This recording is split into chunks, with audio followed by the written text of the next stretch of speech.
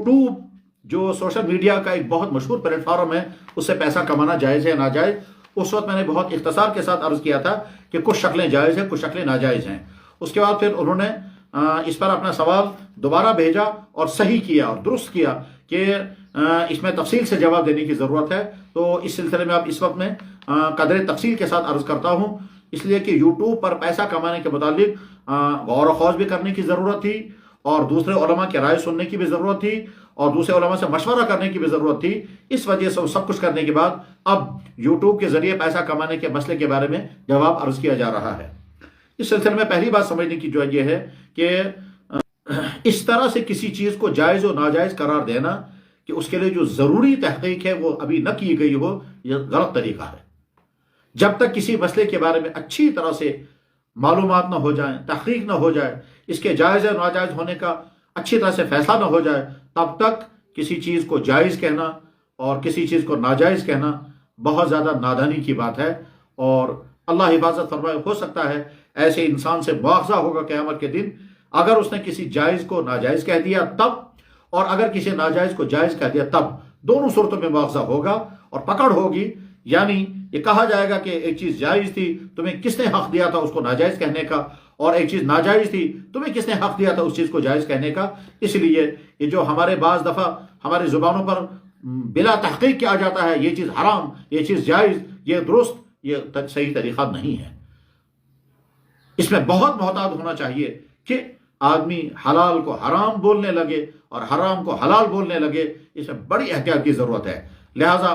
आम तौर पर जो मोहतात उलमा होते हैं वो कोशिश ये करते हैं जब तक किसी मसले के बारे में पूरी बसीरत न हो जाए, उसके जायज़ या नाजायज़ होने का पूरा इंशरा न हो जाए, इत्मीनान न हो जाए, तब तक वो तवक्कुफ़ करते हैं, एहतियात करते हैं, बल्कि कहते हैं हमें नहीं मालूम। इमाम मालिक रहमतुल्लाह ताला के मुतालिक किताबों में लिखा हुआ है, उनसे पूछा गया मसला, उन्होंने कहा मुझे नहीं मालूम। दूसरा मसला पूछा गया, उन्होंने कहा मुझे नहीं मालूम। तीसरा मसला पूछा गया, उन्होंने कहा ला अदरी। चौथा मसला पूछा गया, उन्होंने कहा ला अदरी, मुझे नहीं मालूम। 30-40 मसलों में से चंद मसलों के बारे में उन्होंने जवाब दिया, बाकी हर मसले के बारे में उन्होंने कहा ला अदरी, मुझे नहीं मालूम।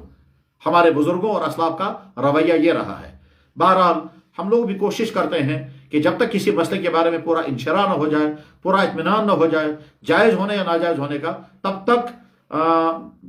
अपनी ज़ुबान से नाजायज़ होने का फैसला सुनाते हैं और न नाजायज़ होने का फैसला सुनाते हैं। अल्लाह ताला इस रविश को पर बाकी रखे और इसमें जो एहतियात है उस एहतियात का हमको और सारी उम्मत को नफ़ा उठाने की तौफीक अता फरमाए। यूट्यूब सोशल मीडिया का एक मशहूर प्लेटफॉर्म है। इसमें कोई भी बंदा दुनिया के किसी भी कोने से अपनी वीडियो डाल सकता है और पूरी दुनिया में ये वीडियो घर बैठे बैठे आसानी के साथ देखी जा सकती है। यूट्यूब से पैसा कमाने के कई तरीक़े हैं। उसमें एक तरीका जो है वो ये है कि यूट्यूब इंसान को मौका देता है कि वो नाजरीन और सब्सक्राइब करने वालों की एक बड़ी तादाद को जमा करे। अगर एक ख़ास तादाद को जमा करने में कामयाब हो जाता है तो बाद में उसको मुआवजा मिलता है। और ये जो मुआवजा मिलता है वो क्या, कि जब वो तादाद वो पूरी कर लेता है तो उसके बाद फिर चूंकि उसकी तादाद उस दर्जे में आ गई तो अब उसके चैनल पर इश्तिहारात आने लगते हैं, क्योंकि उसके जो सब्सक्राइबर हैं वो बहुत बड़ी तादाद में जमा हो गए हैं। तो अब उसके यूट्यूब पर ये इश्तिहारात आएंगे ताकि वो ज़्यादा से ज़्यादा नाजरीन वो इश्तिहारात देखें और इश्तिहारात जिन कंपनियों के होते हैं उन कंपनी की सेल होगी। ये जो इश्तिहारात होते हैं इन इश्तिहारात के ज़रिए से लोग पैसा कमाते हैं। तो अब सवाल यह है कि पैसा कमाना जायज़ है नाजायज़। तो खुलासे के तौर पर आप समझ लें कि अगर दो बातें पाई जा रही हैं तो ये पैसा नाजायज़ है, और अगर दो बातें नहीं पाई जा रही हैं तो ये पैसा कमाना जायज़ है। वो दो बातें कौन सी हैं? सवाल यह है कि इश्तिहार किस चीज़ का है। अगर नाजायज़ चीज़ का इश्तिहार है, मसलन शराब का, मसलन बैंक का, मसलन इंश्योरेंस कंपनी का, मसलन किसी डांस प्रोग्राम का, मसलन किसी गलत फंक्शन का, या मसलन किसी गलत इवेंट का अगर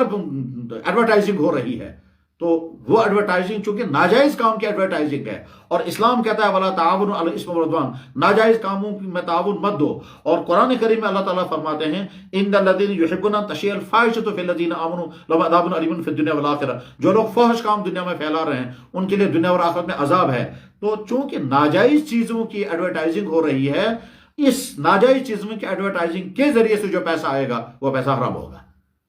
शक्ल नंबर 2, जायज़ चीज़ों की एडवर्टाइजिंग हो रही है, मसलन قسم قسم کے کپڑوں کی ایڈورٹائزنگ ہے، آن لائن شاپنگ کرنے کی ایڈورٹائزنگ ہے، آن لائن مارکیٹنگ کرنے کی ایڈورٹائزنگ ہے، اس طرح کی، یا بہت سارے کسی کمپنی کے پروڈکٹس کی ایڈورٹائزنگ ہے، یا مثلا گاڑیوں کی ایڈورٹائزنگ ہے، یا اسکوٹر موٹر گاڑیوں کی ایڈورٹائزنگ ہے، غرض یہ کہ جائز، یا مختلف قسم کے کھانوں کی ایڈورٹائزنگ ہے، غرض یہ کہ کھانے پینے، لباس اور دوسری استعمال کی چیزوں کی ایڈورٹائزنگ ہے، تو یا مکانوں میں طرح طرح کی جو چیزیں استعمال کی جاتی ہیں ان کی ایڈورٹائزنگ ہے، تو یہ ایڈورٹائزنگ چونکہ جائز ہے، اس لیے اس لیے یہ اس ایڈورٹائزنگ کی وجہ سے پیسہ جو آئے گا وہ حرام نہیں ہوگا۔ مگر اگر یہ ایڈورٹائزنگ کی جا رہی ہے عورتوں کے ذریعے سے، اور وہ عورتیں جو ہے وہ فیشن کے ساتھ اور عریانیت کے ساتھ وہ ایڈورٹائزنگ کر رہی ہیں، مثلا فرض کیجئے اچھے کپڑوں کی ایڈورٹائزنگ کی جا رہی ہے، مگر ایڈورٹائز کے لیے استعمال کیا گیا کسی خاتون کو، اور وہ خاتون ڈانس کرتے ہوئے، ناچتے ہوئے، کپڑے لہراتے ہوئے دکھا رہی ہے، تو جواب آئے گا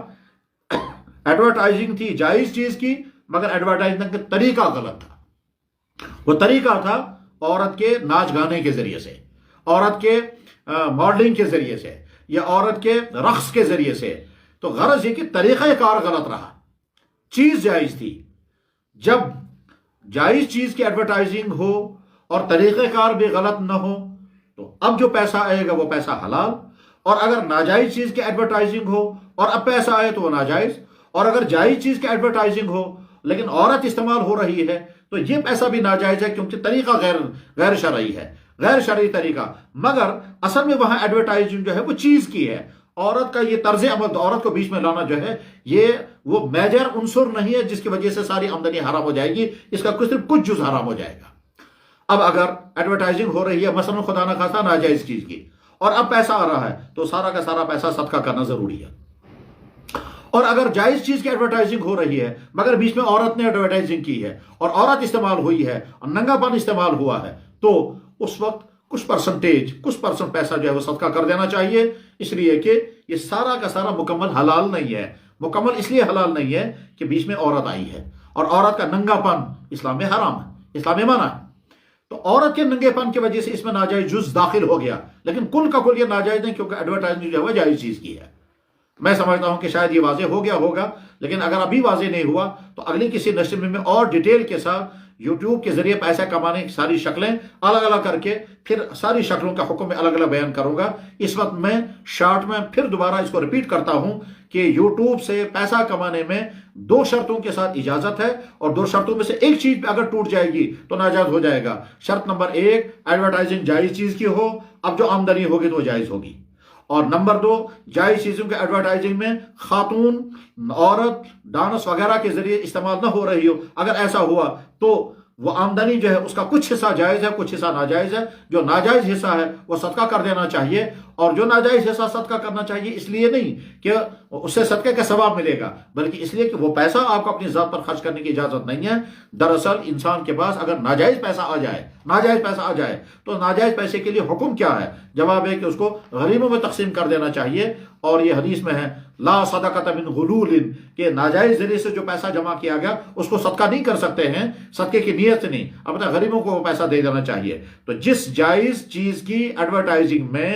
کوئی خاتون بیچ میں استعمال ہوئی ہے یا کوئی اور ناجائز ذریعہ استعمال ہوا ہے، اس سے جو پیسہ آیا ہے اس کا کچھ پرسنٹ 5 یا 10% جو ہے وہ غریبوں میں تقسیم کر دینا چاہیے، اور باقی آپ کا پیسہ جائز ہے۔ اور اگر خدا نخواستہ ناجائز ایڈورٹائزنگ ہے تو پیسہ ہی جائز نہیں، اور اگر مکمل عورتوں کے ذریعے سے ناجائز چیز کی ایڈورٹائزنگ ہو رہی ہے، مثلا شراب کمپنی کی ایڈورٹائزنگ عورت کے ذریعے سے ہے، تو یہ تو کہتے ہیں یہ ڈبل حرام ہو گیا، ایک تو شراب کی ایڈورٹائزنگ، اوپر سے عورت کے ذریعے سے، شرابیوں کے ذریعے سے، بہرحال وہ تو مکمل طور پر حرام ہو جائے گا، وہ پیسہ استعمال کرنا بالکل جائز نہیں ہے۔ اس کے بعد پھر ان ایڈورٹائزنگ کو کیا ایسی کوئی شکل ہے کہ ان غلط ایڈورٹائزنگ کو ہم روک دیں؟ تو جواب ہے کہ یہ ٹیکنیکل کا معاملہ ہے، اور جو اس سلسلے میں ماہرین ہیں وہ بتا سکتے ہیں کہ آپ اپنے چینل پر غلط ایڈورٹائزنگ کو کیسے روک پائیں گے اور کیسے ان کو بین کر سکتے ہیں۔ یہ ٹیکنیکل